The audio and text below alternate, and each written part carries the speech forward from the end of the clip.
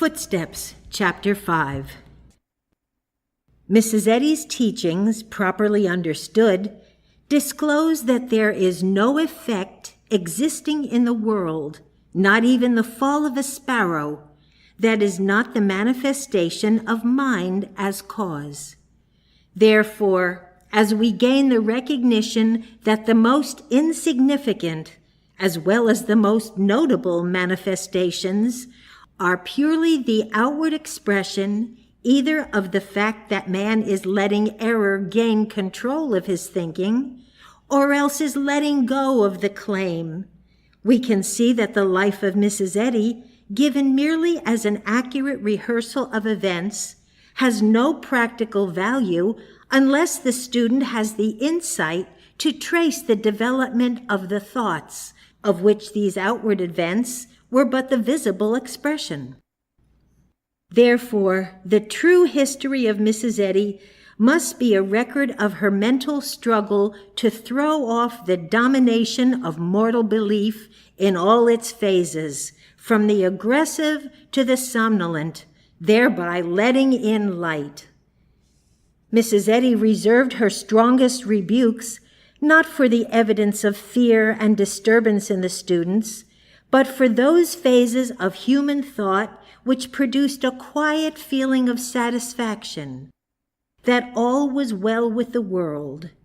She fought this apathy, called it mental drunkenness, a peace where there was no peace, and insisted upon the students fighting it, insisted with more persistence than she did when it came to the aggressive and disturbing phases of experience and thought.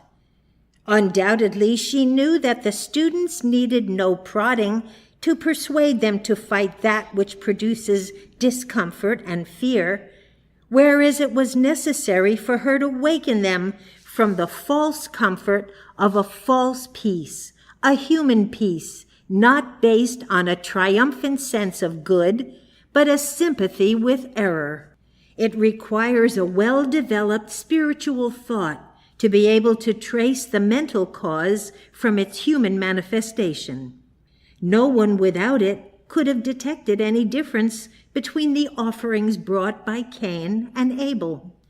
Yet the Lord, or spiritual perception, had not respect unto Cain's offering, because it was discerned that back of it was the human and not the divine mind.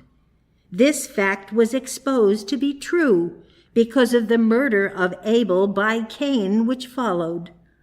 To some degree, the necromancers of Egypt, through false thinking, produced the same outward appearance in results as did Moses through right thinking.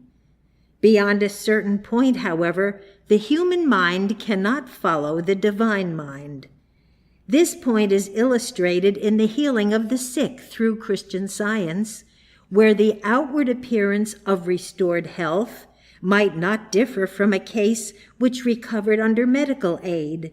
Yet in the former case, unknown to the beneficiary, a spiritual inflow has been started, the result of which marks the final overthrow of all matter. It is at this point of demarcation that the student, who is capable of translating effect back to cause, must begin, in order to set forth to the inquirer the true demonstration of Mrs. Eddy, the casting off of those activities of mortal mind manifested both in the malicious and the natural, which becloud vision and shut man off from being taught of God. There is little use, however, in attempting to explain Mrs. Eddy's life from the spiritual standpoint to those who are so dulled mentally that they would insist that Moses' mental operations were the same as those of the necromancers, a supposition which would put Moses' demonstration on the level of the human, implying that he used the human mind instead of the divine to produce his results. What use would it be to try to unfold spiritual facts to one who insisted that the offerings of Cain and Abel were alike in value, because of their outward appearance.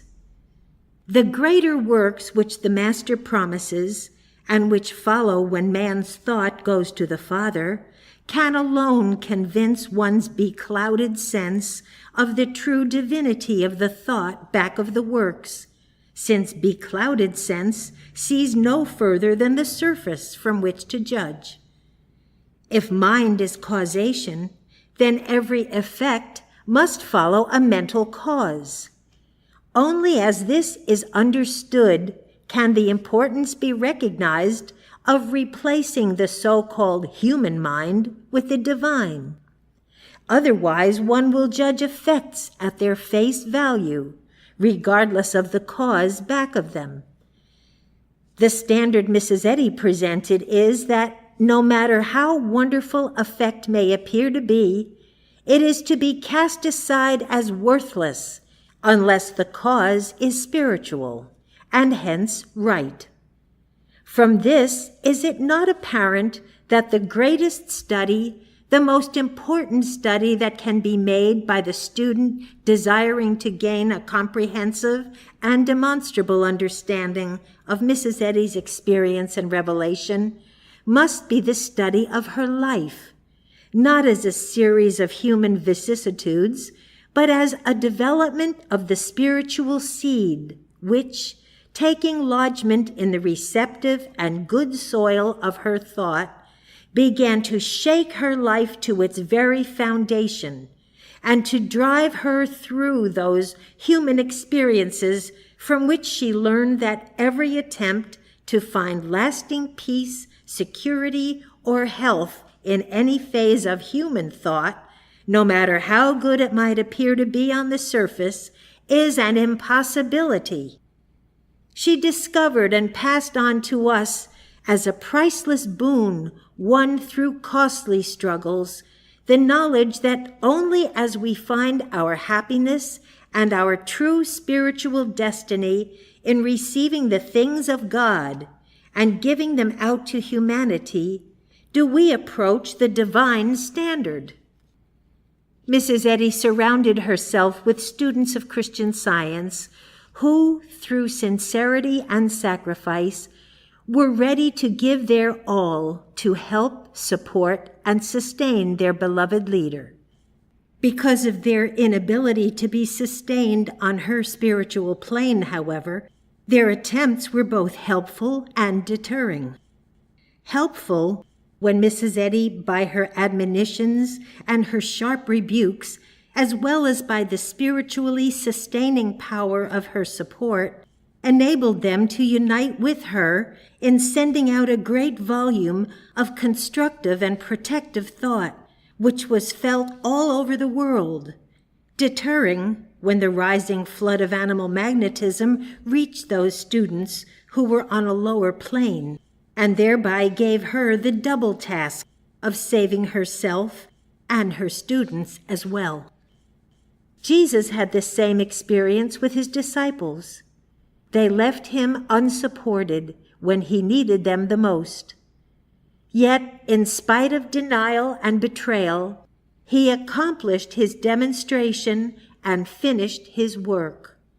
What is more wonderful, he left the perpetuation of his teaching in the hands of these disciples, who, through their understanding of his life and the mental force at work to prevent the accomplishment of his divine purpose, were able to give the world his important teachings, which would uncover evil and free man from it, thus enabling him to touch the garment of truth.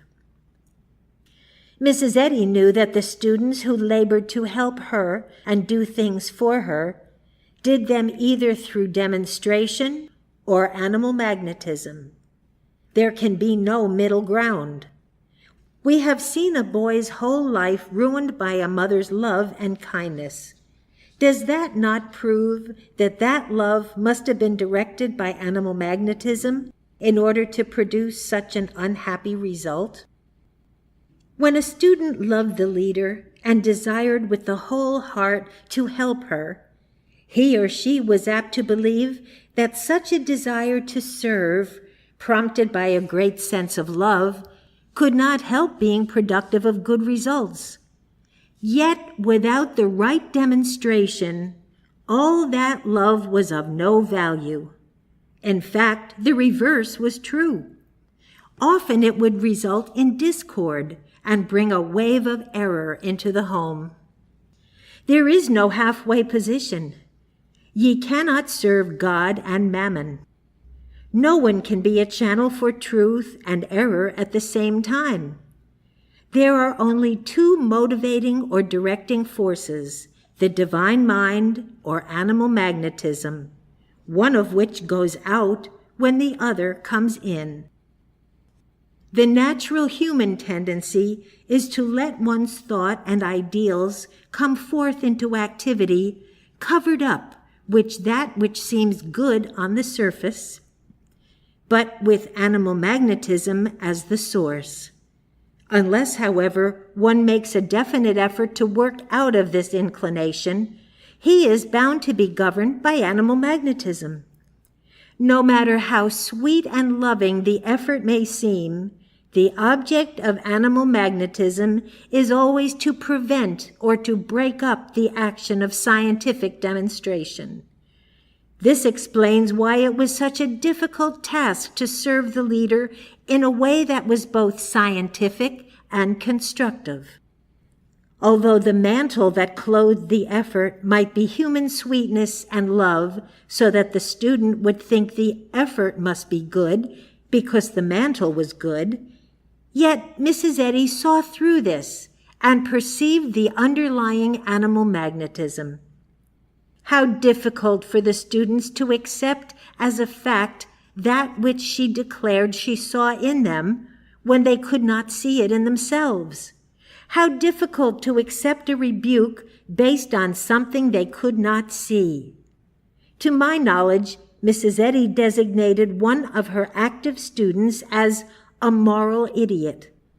And yet that student was conscious only of a love for the leader and an active, honest desire to help her and the cause.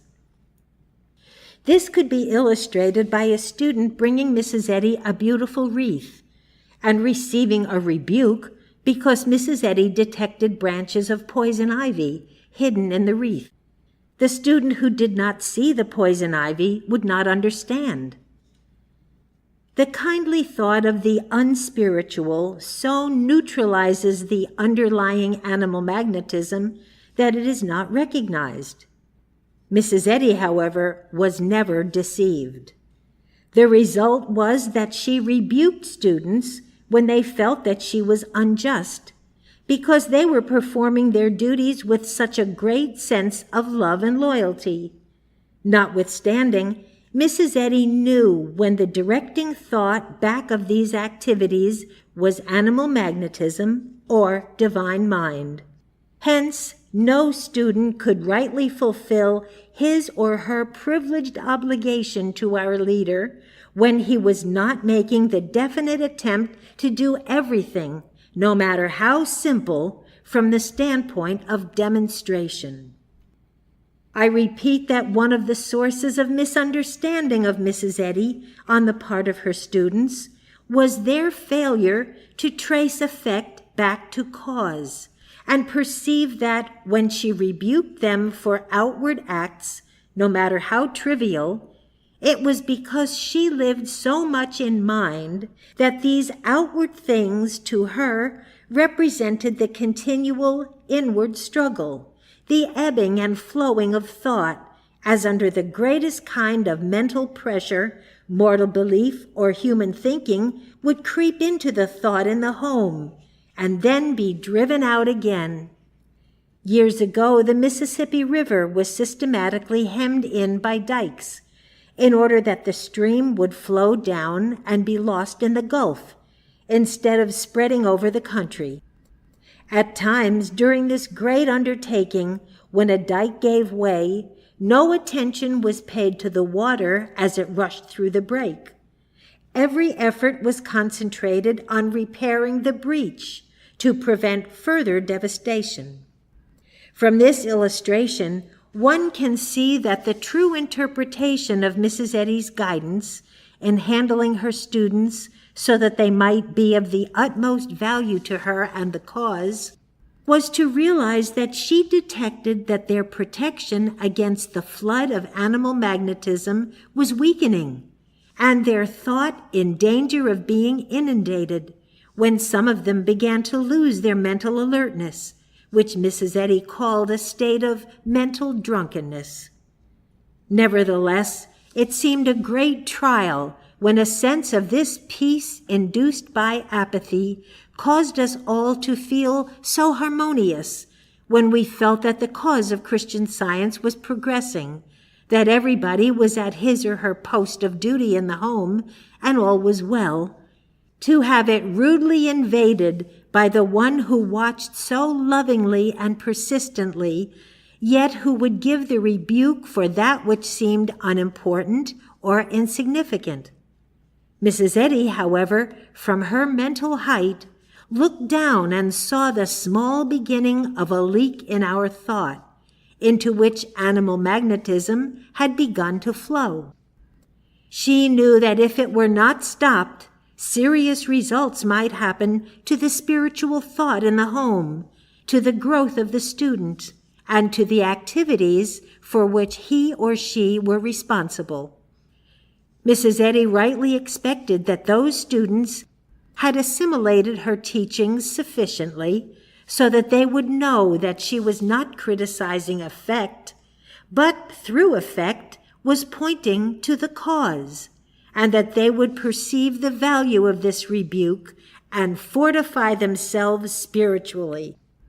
At this point, it is well to state that when any student was thus mentally fortified, he was not rebuked by our beloved leader. Yet no student could keep himself or herself at all times at the high point of alertness necessary to understand the subtlety of error. So how fortunate we were to have such an alert spiritual leader who could understand and who had enough love in her heart and interest in her students to awaken them as the need arose.